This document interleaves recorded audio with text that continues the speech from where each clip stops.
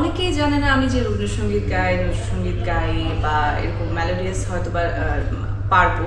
মেঘ বলেছে যাব যাব, রাত বলেছে যাই। এখন আসলে সিনিয়র জুনিয়র বলতে কিছু না, সবাই কিন্তু সব ধরনের গানই পছন্দ করছে। বিদেশি নয় রে আমি, চেয়ে পড়াই 100% দেশি। ফুলে চন্দন ফোটা তোমার মুখটা চাঁদের আলো, ঘুম চোখে স্বপ্ন তোমায় দেখতে লাগে ভালো। দর্শক চ্যানেলের সাথে আছেন বহুল পরিচিত একজন মানুষ, যার কণ্ঠে সারা বাংলাদেশ আনন্দ, দুঃখ, বেদনা সবকিছু খুঁজে পায়। কর্ণিয়া আপু, শুরুতে একটু জানতে চাই, এই যে টগর সিনেমায় গান কেমন লাগলো, কেমন যাচ্ছে বর্তমান সময়টা? খুবই ভালো, আলহামদুলিল্লাহ। আমি সব কিছু মিলে খুবই হ্যাপি। এই ঈদটা বিশেষ করে আমার কাছে খুব ভালো কেটেছে, কারণ আমার দুইটা জমজমাট ধামাকা গান এসেছে। একটা তো ফিল্মের গান আসলে আমরা যদি এটা নিয়ে কথা বলি, বেসিক্যালি এই গানটা যখন আমার কাছে আসে, গানটি বেসিক্যালি বেলাল খান ভাইয়া, আমরা সবাই তাকে চিনি। ভাইয়া আমাকে নক করে যে একটা ফিল্মের গান আছে, টগর ফিল্মের, তুমি হয়তো নাম শুনেছো। আমি বলছি হ্যাঁ ভাইয়া, নাম তো শুনছি, তো এখানে একটা গান করতে হবে। তো আমি বললাম যে ঠিক আছে চলো করি। দেন ভয়েসটা দেওয়ার পর দেখতে পাচ্ছি যে এটা খুবই জমজমাট, একদম খুব স্পিডে একটা গান করা। বান্ডেল থাকলে প্রতি সেনমানিতে টাকা বাঁচবে। বিকাশ সেনমানি বান্ডেল কিনে জিতুন প্রতি লেনদেনে। অ্যান্ড আমাকে বলেছিল স্ক্রিনেও কিন্তু এরকমভাবে পূজাচেরি কিন্তু অনেক এনার্জেটিক একটা পারফরমেন্স দিয়েছে। তার সাথে আদর আজাদ, ওনার পারফরমেন্সও খুব দুর্দান্ত ছিল। তো সব কিছু মিলে আমি তো খুবই টেনশনে পড়ে গেছিলাম যে গানটা আসলে গাওয়ার পরে আমার কাছে নিজের কাছে অনেক বেশি ভালো লেগেছে। আমার যেহেতু এই ফার্স্ট রানিং একটা ফিল্মের মধ্যে কাজ করা, সো আমি একটু টেনশনে ছিলাম। দেন আমি যখন আগের দিন জানতে পারলাম যে আগামীকালকে তোমার গানটা আসতে যাচ্ছে, দেন আমি খুব একটু রিল্যাক্স ফিল করেছি, আমার খুব ভালো লাগছিল। সো গানটা আসার পরে তো সবাই খুব ভালো সাড়া দিয়েছে, সবাই আমাকে অ্যাপ্রিসিয়েট করছে যে অ্যাটলিস্ট তোমার এত বছর পর একটা ফিল্মের গান তুমি কাজ করতে পেরেছো, আমরা খুবই হ্যাপি তোমাকে নিয়ে। আমাকে অনেক ভাই ব্রাদার যারা আছে, আমাকে যারা ভালোবাসে, সবাই বলেছে, অ্যান্ড আমার বাসার সবাই খুবই হ্যাপি।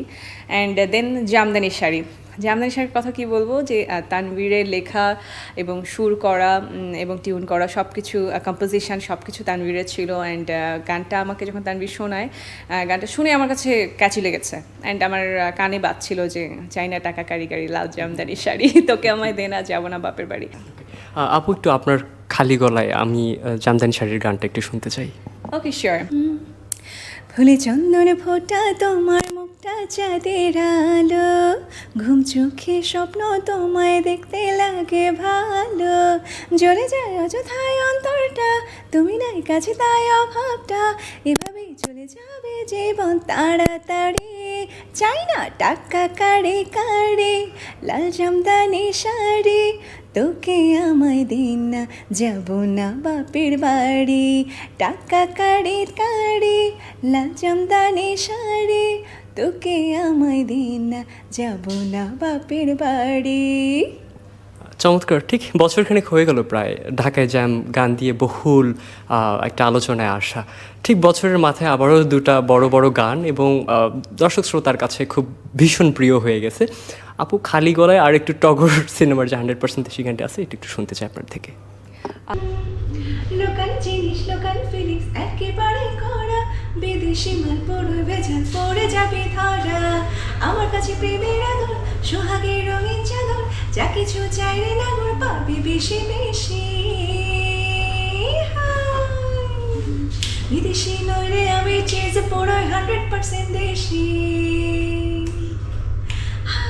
বিদেশি নয় রে আমি, চেয়ে পড়াই 100% দেশি।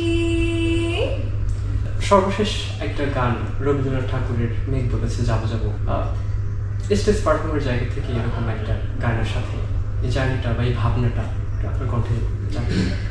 বেসিক্যালি আমি আসলে প্রথম থেকে আমাকে অডিয়েন্স চেনে হচ্ছে রিদমিক গানে বা জমজমাট রক গানে, পপ গানে, কিন্তু অনেকেই জানে না আমি যে নজরুলসঙ্গীত গাই বা এরকম মেলোডিয়াস হয়তো বা পারবো। আমার কথা হচ্ছে যে আমি সব ধরনের গান আসলে মানুষকে উপহার দিতে চাই, এবং মানুষ আসলে জানো, যেটা আমার আম্মা বলে যে তুমি সব ধরনের গান করবা, করার পর অডিয়েন্স তোমাকে বলবে যে তুমি আসলে কী ধরনের গান আসলে তারা পছন্দ করে। তো আমি আসলে সব ধরনের অডিয়েন্সের জন্যই আসলে চেষ্টা করে যাচ্ছি রবীন্দ্রসঙ্গীত, কারণ সবাই আমরা একটু যারা সিনিয়র তারা রবীন্দ্রসঙ্গীত, ইনফ্যাক্ট এখন আসলে সিনিয়র জুনিয়র বলতে কিছু না, সবাই কিন্তু সব ধরনের গানই পছন্দ করছে। আমি বলেছি যাদব গানটি শুনতে চাই। মেঘ বলেছে যাব যাব, রাত বলেছে যাই, সাগর বলে কোল মিলেছে, আমি তো আর নাই। মেঘ বলেছে যাব যাব।